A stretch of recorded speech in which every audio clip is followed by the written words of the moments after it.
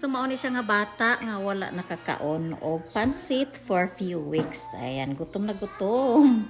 Ayan, so very simple lang yung recipe natin. Pansit, kaunting bihon, at saka kaunting carrots, mayroong parsley.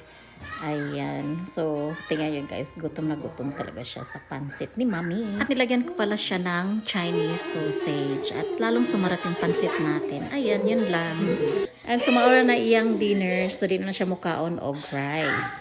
So, onya, before siya matulog, muin naman na siya og milk. Ang lakas ng kumain guys. Pag pansit ang ulam namin, ayan, bisag walay sagol, ayan, happy na siya.